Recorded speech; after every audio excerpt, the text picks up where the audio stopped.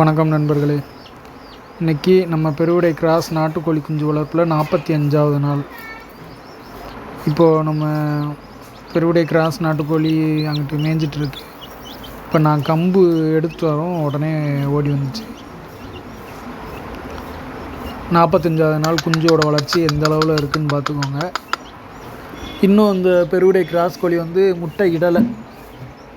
ஆமாம், அதேமாரி சேவல் கூடையும் பார்த்திங்கன்னா பெரிய அளவில் போய் மேய்தான்னா மேலே, அதாவது குஞ்சோடு பார்த்திங்கன்னா கொஞ்சம் மேய்ஞ்சிக்கிட்டு இருக்குது. இன்னும் இதுக்கு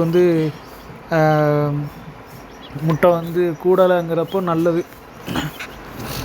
ஏன்னா நிறையா குஞ்சுகள் வச்சுருந்ததுன்னா குறைஞ்சது 45 நாளைக்கு மேலே முட்டை உற்பத்தி இருந்தால் மட்டும்தான் குஞ்சுகளை நல்லபடியாக வளர்க்கும். இந்த வட்டம் நோய் சீசன் சரியில்லை அப்படிங்கிறதுனால குஞ்சுகள் இறப்பு அதிகமாக இருந்தது. இப்போது நம்ம பெருவிடை மயில் கருப்பு அங்கிட்டு உட்காந்துருந்துச்சு. அது கம்பு போட்டாலும் வரல, அரிசி போட்டாலும் வரல. ஆனால் தவிடு நான் பிணையிறதுக்கு அந்த டப்பாயை எடுக்கவுமே பெருவிடை மயில் கருப்பு குஞ்சுகளை கூட்டி ஓடி வந்துருச்சு. இதில் ஒரு இன்னும் மொத்தமே 10க்கு 2 தான் இருக்குது. அதுலேயும் ஒன்று கொஞ்சம் இறகுகள் தொங்கிருச்சு. அவ்வளோதான், வந்தது போதும் அப்படின்னு சொல்லிட்டு விட்டாச்சு. பெரிய அளவில் இந்த மழை பனியில் காப்பாற்ற முடியாத ஒரு சூழ்நிலை. மருந்துகள் கொடுத்தும் கோழிகளை காப்பாற்றுறதுக்கு முடியல, கோழி குஞ்சுகளை.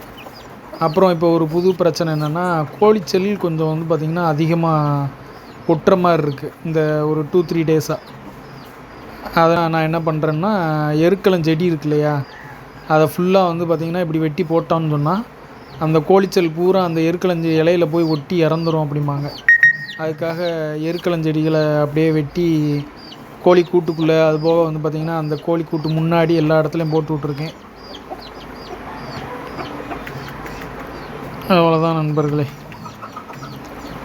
இப்போது எல்லா இடத்துலையும் இற வச்சதுனால இது நம்ம செஞ்சேவல் அரிசி சாப்பிடுது. அதுக்கு கொஞ்சோண்டி கம்பு போட்டு விட்ருக்கேன். இருந்தாலும் பெரிய சேவல்கள் மொத்தமாக இருக்கிறதுனால டக்குன்னு சாப்பிட்றதுக்கு பார்க்கும். இது நம்ம சேவல் இல்லை, இது பக்கத்து வீட்டு சேவல். நம்ம இன்னொரு செஞ்சேவல் கிராஸ் நாட்டுக்கோழிகளோட வளர்ச்சி பற்றி அடுத்தடுத்த அப்டேட்ஸில் பார்க்கலாம் நண்பர்களே.